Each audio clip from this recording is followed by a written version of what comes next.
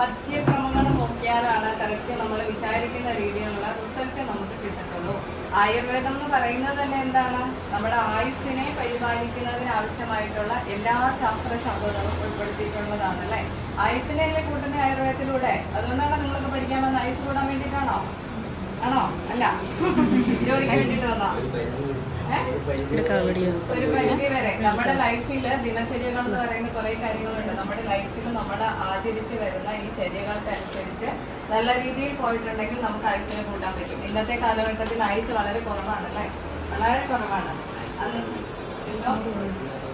അതെ, മാക്സിമം 60 വയസ്സ് വരെയൊക്കെയുള്ളൂ. ഒരു 35 ആൻഡ് എബോവ് വന്ന് നമുക്ക് ഏത് നിമിഷവും പ്രതീക്ഷിക്കാം അല്ലേ? അപ്പോൾ ജനിച്ചാൽ എന്നാണെങ്കിലും മരിക്കണം. എന്നാലും മരണം എന്ന് പറയുന്നത് എല്ലാവരും ഭയങ്കര ഭയമുള്ള ഒരു കാര്യമാണ്.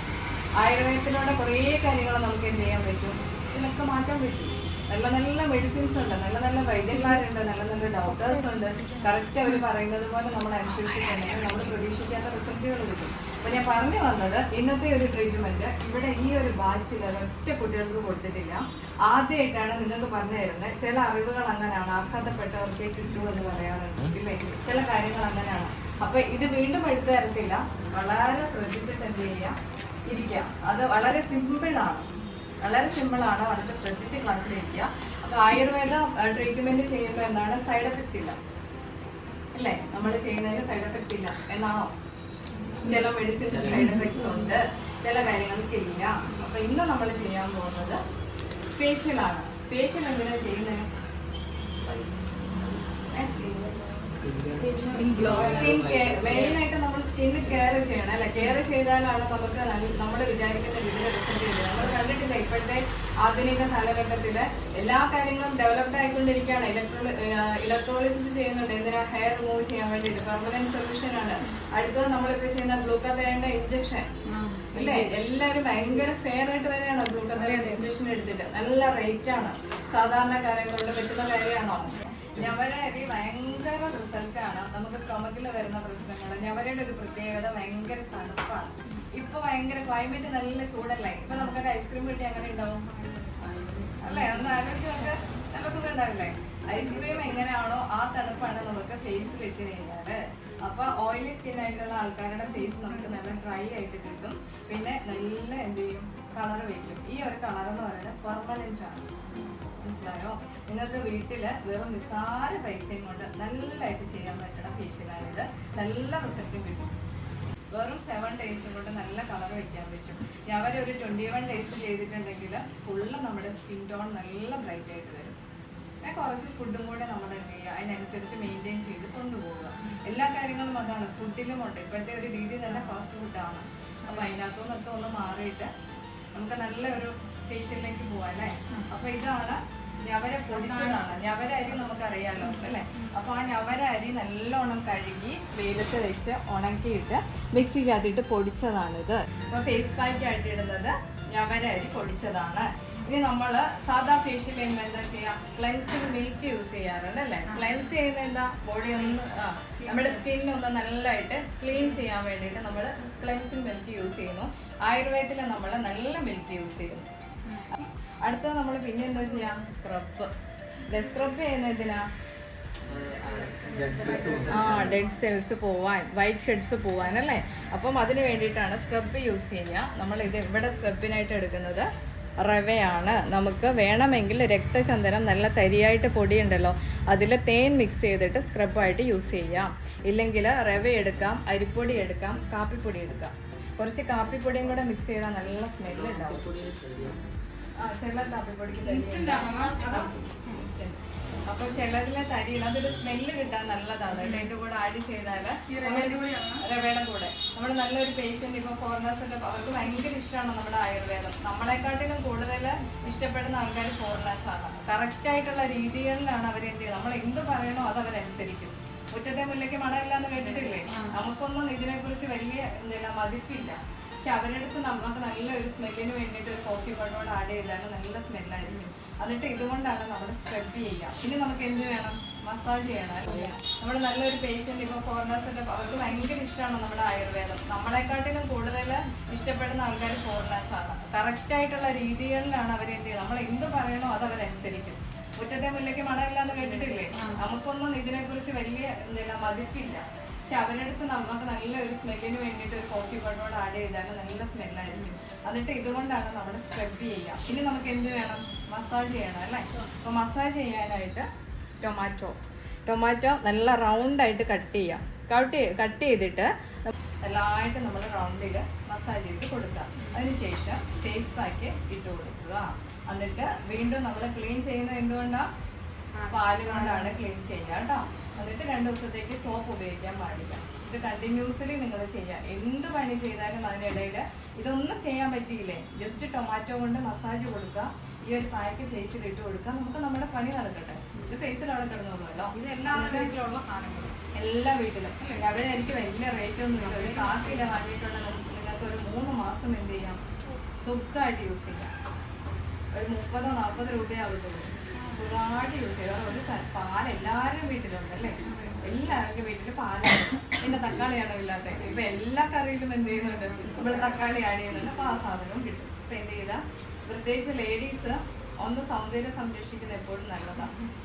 സത്യമല്ലേ? എപ്പോഴും ശ്രദ്ധിക്കുക. ലേഡീസിന് സമയമില്ലെങ്കിൽ നമ്മൾ നമുക്കായിട്ട് കുറച്ച് സമയം മാറ്റി വയ്ക്കുക. അല്ലെങ്കിൽ മറ്റുള്ളവർക്ക് അത്രയും വണ്ണമില്ല, അവര് സിമ്പിളാണ്, എനിക്ക് വണ്ണമാണെന്നൊക്കെ വിചാരിച്ചിട്ട് വല്ല കാര്യമുണ്ടോ? നമ്മളെ ശ്രദ്ധിക്കാത്തത് കൊണ്ടാണത്. നമ്മുടെ ജീവൻ നിൽക്കുന്നത് എവിടെയാ? നമ്മുടെ ശരീരത്തിലല്ലേ ജീവൻ നിലനിൽക്കുന്നത്. ആ ശരീരത്തിനെ കെയർ ചെയ്യേണ്ട നമ്മുടെ ഡ്യൂട്ടിയല്ലേ? അപ്പോൾ തീർച്ചയായിട്ടും ആ ശരീരം ആ ഒരു ജീവൻ എത്ര നാളും നമ്മുടെ ശരീരത്തിലുണ്ടോ അത്രയും നാളും നമ്മുടെ ശരീരത്തെ നമ്മൾ നന്നായിട്ട് ട്രീറ്റ് ചെയ്യും. അപ്പൊ നമുക്ക് പായ്ക്ക് ഉണ്ടാക്കാൻ പോവാം. ശ്രദ്ധിച്ചിരിക്കോ? ഇതുകൊണ്ട് നമുക്ക് നല്ല കുറുക്കുണ്ടാക്കാം. ഇതേപോലെ പൊടിച്ചിട്ട് പാലും വെള്ളവും കൂടി മിക്സ് ചെയ്യാം.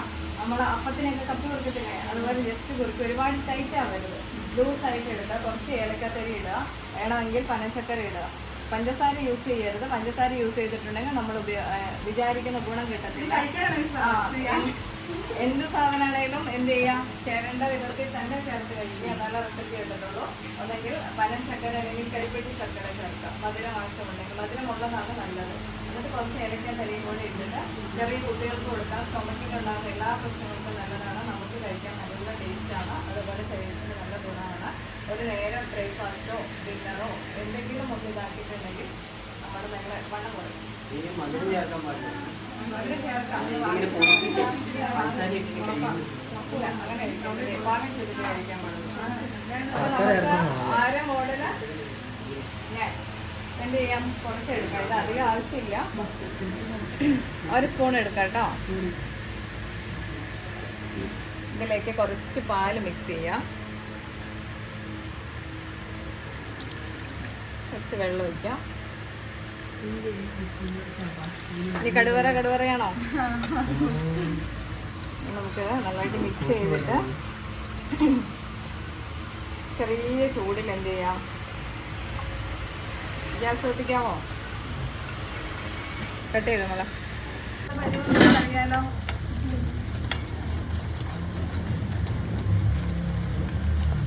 അറിയാലോ, മതിയടാ. വെളുത്തിട്ട് മാറല്ലേ? ഫേസ് കണ്ടല്ലോ എല്ലാരും. ഫസ്റ്റ് എങ്ങനെയാണ് ഫേസ് ഇരിക്കുന്നതെന്ന് ശ്രദ്ധിക്കുക കേട്ടോ. കാണുന്നുണ്ട്? ഷെയർ ബാൻ ഫേസ്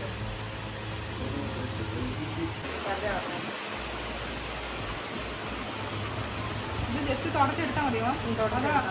പെരട്ടി നിർത്തണം. ഇത് കാണാമല്ലോ. നമുക്ക് ഇത് റവയ്ക്കകത്ത് പാല് മിക്സ് ചെയ്താണ്. ഒന്നെങ്കിൽ റവയും പാലും നമുക്ക് ചെയ്യാം, ഇല്ലെന്നുണ്ടെങ്കിൽ റവ തേനും ചെയ്യാം. ഇനി ഇതിൻ്റെ കൂടെയൊക്കെ നമുക്ക് കോഫി പൗഡറും ആഡ് ചെയ്യാം. ഞാൻ ആദ്യമേ പറഞ്ഞിട്ടുണ്ടായിരുന്നല്ലോ. അപ്പോൾ നമുക്ക് എന്ത് ചെയ്യാം? റവയും പാലും കൂടി മിക്സ് ചെയ്തിട്ട് നല്ലതായിട്ട് സ്പ്രെഡ് ചെയ്യാം. നമ്മൾ നന്നായിട്ട് എന്താണ് ചെയ്ത് പഠിക്കണം. പ്രാക്ടീസ് അല്ല, എത്ര പ്രാക്ടീസ് ആണോ അത്രയും എന്ത് ചെയ്യുക? പ്രാക്ടീസ് ചെയ്ത് പഠിക്കുക. വീട്ടിൽ വീട്ടിലുണ്ട്. ഉപ്പുമാവാണ്.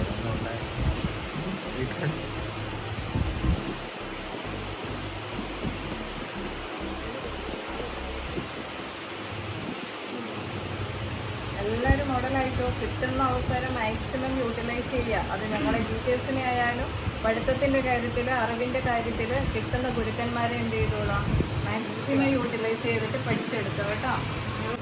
നമ്മൾ രണ്ട് സ്റ്റെപ്പ് മാത്രമേ ചെയ്തിട്ടുള്ളൂ. ഫേസിനകത്ത് വ്യത്യാസം കാണുന്നുണ്ടോ? കാണുന്നുണ്ടല്ലോ കറക്റ്റായിട്ടും. അപ്പോൾ ഓരോന്ന് മനസ്സിലാക്കുക. ഇനി അടുത്ത് നമ്മൾ മസാജ് ചെയ്യാൻ പോവുകയാണ്. ഈ ഫ്രൂട്ടിൻ്റെ പേരിനാ ടൊമാറ്റോ. ജസ്റ്റ് ഒന്ന് പ്രസ് ചെയ്ത് കൊടുക്കുക. അതിൻ്റെ പഴുപ്പ് ഇങ്ങോട്ടേക്ക് കിട്ടാൻ വേണ്ടി ഒന്ന് പ്രസ് ചെയ്തിട്ട്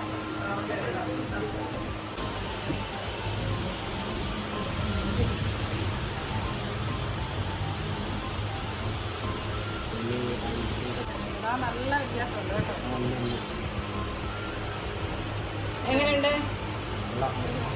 സൂപ്പർ.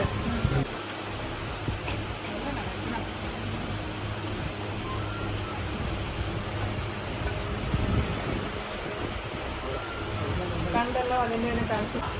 ഫാൻ യൂസ് ചെയ്യാണ്ടിരിക്കുക. മാക്സിമം നാച്ചുറലായിട്ട് തന്നെ ഡ്രൈ ആവട്ടെ. അങ്ങനെയുണ്ട് ഫൈനൽ നമ്മുടെ റിസൾട്ട്. അടിപൊളിയായോ?